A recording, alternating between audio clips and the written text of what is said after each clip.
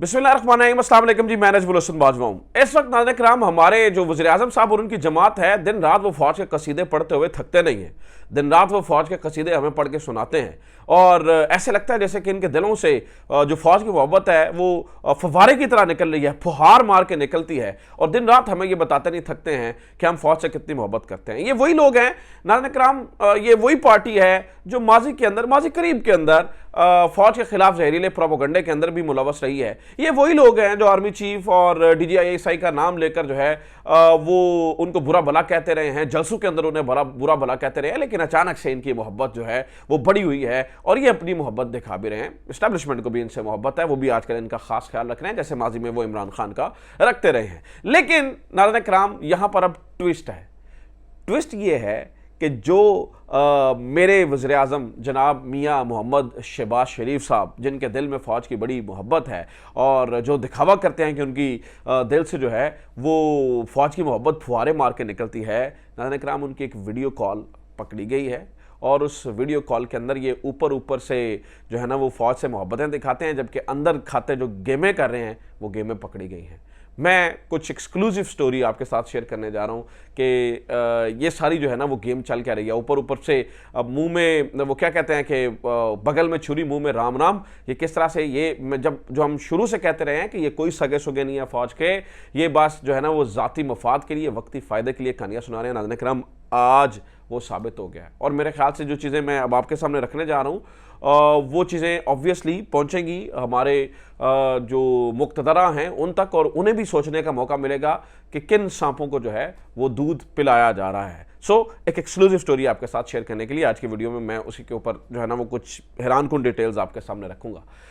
दूसरा नाज़रीन किराम, आपको ये मालूम ही है कि अभी डंके बजाए जा रहे हैं, मुबारकबादें दी जा रही हैं जैसे कि हमने बहुत बड़ी जंग फतह कर ली हो। हमारे वज़ीर आज़म साहब मुबारकबादें दे रहे हैं कौम को, हमारे तमाम वज़रा डंके बजा रहे हैं और बता ये रहे हैं कि IMF के साथ हमारा मुआहदा तय हो गया है, यानी कि कर्ज लेने का मुआहदा तय हो गया है। यकीन करें किसी कर्ज़ई ने ज़िंदगी में दुनिया में कभी इतनी खुशी से छलांगे मार के नहीं बताया होगा कि मुझे कर्ज मिल गया, मुझे कर्ज मिल गया। मतलब बंदा तो शर्मिंदगी से बताता नहीं है, लेकिन हम एक अजीब ढीठ कौम है कि हम दुनिया को अपना तमाशा दिखा रहे हैं कि हमें जो है ना वो कर्ज मिल गया है।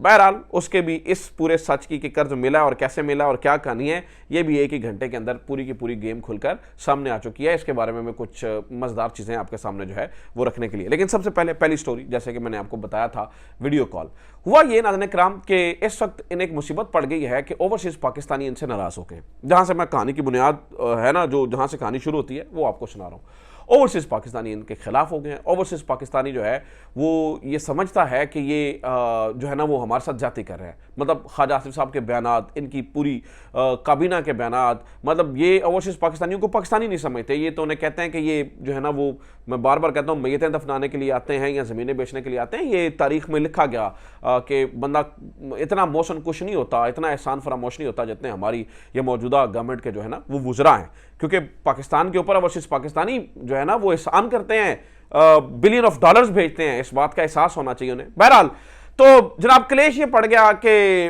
नाराज हो गए हैं, लिहाजा जनाब वज़ीर आज़म साहब ने मिशन सौंपा अपनी काबीना के लोगों को कि ओवरसीज़ पाकिस्तानियों को राजी करो किसी तरीके से इनको जो है ना वो राजी करके लेकर आएँ, कोई गेम चलाएं कि इन्हें जो है ना वो राजी किया जाए। तो काबीना ने बताया जनाब कि जनाब वज़ीर आज़म साहब ये बड़ा औखा टास्क है, ये बड़ा मुश्किल टास्क है, तो आप इस पर बजाते खुद बराए मेहरबानी खुद इन्वॉल्व हों तो फिर ओवरसीज़ पाकिस्तानियों के साथ जो है ना वो चीज़ें ठीक की जा सकती हैं।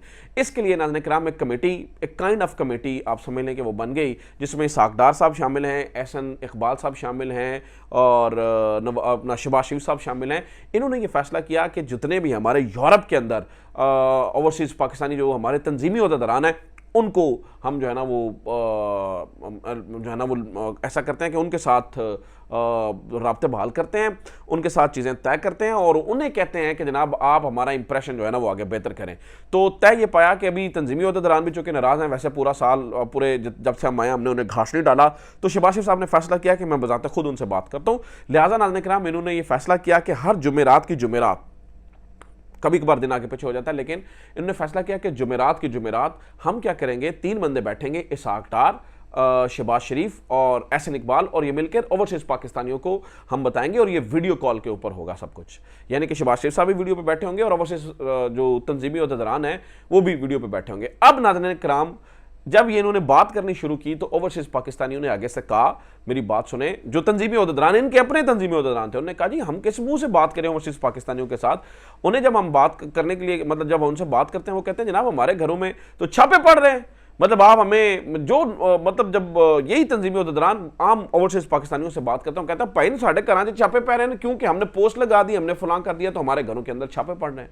तो ये मसला शहबाज शरीफ साहब के सामने रखा गया और इसहाक डार साहब के सामने रखा गया। तो इन्होंने नाज़रीन किराम अब इसका हल निकाला, और हल जो निकाला वही असल में पूरे का पूरा स्कैंडल है। हल इन्होंने नाज़रीन किराम ये निकाला, और मेरे पास उस मीटिंग की तस्वीरें तक मौजूद हैं, मैं कहेंगे तो आपको वो भी दिखा दूंगा। जनाब वाला हल ये निकला कि शहबाज शरीफ साहब ने बजाते खुद बात करते हुए अपने ओहदेदारों को कहा है, और ये मुझे उनके ये जो जितनी स्टोरी सुना रहा हूं ये उनके एक बड़े करीबी तंजीमी ओहदेदार ने बजाते खुद बताई है, बजाते खुद बताई है। अच्छा, तो उन्होंने कहा कि जनाब शहबाज शरीफ साहब अब अपने तंजीमी ओहदेदारों को कह रहे हैं कि ओवरसीज पाकिस्तानियों को समझावो, उन्हें समझाएं, आपके घरों में छापे गवर्नमेंट के कहने पे नहीं जो है ना वो मारे जा रहे, उनके कहने पे मारे जा रहे हैं। यानी कि ये ओवरसीज पाकिस्तानियों को ऑन बोर्ड लेकर आने के लिए ये कह रहे हैं कि आपके साथ जो कुछ करवा रही है फौज करवा रही है, ऊपर से ये फौज के साथ यारियां और अंदर से नाज़रीन किराम गेमें डाल रहे हैं। अच्छा, इन्हें ये नहीं पता कि जो आप वीडियो कॉन्फ्रेंस कर रहे होते हैं शहबाज शरीफ साहब, जब जो भी होते हैं तो वो कोई इतनी सिक्योर नहीं होती, एंड टू एंड एनक्रिप्टेड नहीं होती। वैसे तो एंड टू एंड एनक्रिप्टेड भी हो तो भी मसला कोई नहीं है, वो कहीं और भी सुनी जा रही होती है, वो कहीं और भी देखी जा रही होती है, और उन्हें पता होता है। ये बात नाज़रीन किराम जब इन्होंने अपने ओहदेदारों को कही तो ओहदेदारों ने कहा कि जनाब हमें हमारी बातों पे लोग यकीन नहीं करेंगे। इसहाक डार साहब को इस पर उन्होंने कहा कि जनाब आप ऐसा करें, आप एक प्रेस कॉन्फ्रेंस कर दें, ये तंजीमी ओहदेदारान कह रहे हैं उनको, आप एक प्रेस कॉन्फ्रेंस कर दें और उस प्रेस कॉन्फ्रेंस में ये बता दें, लोगों को वाज़ेह हो जाएगा, ताकि हमें भी क्लैरिटी हो जाएगी और लोग जो हमसे सवाल पूछते हैं उन्हें भी क्लैरिटी मिल जाएगी कि जनाब ये गवर्नमेंट नहीं करवा रही है, ताकि जो ओवरसीज पाकिस्तानी है वो हमारी साइड पे आ जाएंगे। तो इसहाक डार साहब इसके ऊपर बोले और उन्होंने कहा ओ यार तुसी क्यों साड़ा काम खराब कराना है उत्थे, ये नहीं हो सकता। यानी कि ये अंदर अंदर से नाज़रीन किराम ओवरसीज पाकिस्तानियों को फौज के खिलाफ कर रहे हैं। यानी कि ये जो ऊपर से जो यारियां हैं, ये जो मोहब्बतें हैं, ये सिर्फ दिखाने के लिए, अंदर से पूरी गेमें हो रही हैं। और ये जो वीडियो कॉल का मैं जिक्र कर रहा हूं, ऑब्वियसली जिसकी मालूमात मेरे तक पहुंची हैं, तो जब शहबाज शरीफ साहब शामिल हो रहे होते हैं तो ये वीडियो कॉल कहीं और भी देखी जा रही होती है।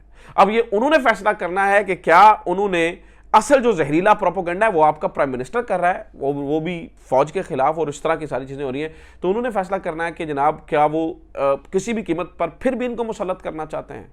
मतलब कुछ भी हो जाए, ये फैसला कर लिया गया है कि इन चोरों, डाकुओं को, डकैतों को जो है वो अवाम की मन मंशा के खिलाफ जाकर, जो कि मतलब फौज के ही बारे में इस तरह की बातें करते हैं, उनको मुसल्लत करना ही करना है, और इस कौम के ऊपर अजाब नाजल करना ही करना है, और इस कौम की जो है ना वो मैशत का भट्टा बिठाना ही है, इस मुल्क के साथ जो है उसकी मैशत का भट्टा बिठाना ही बिठाना है हमने।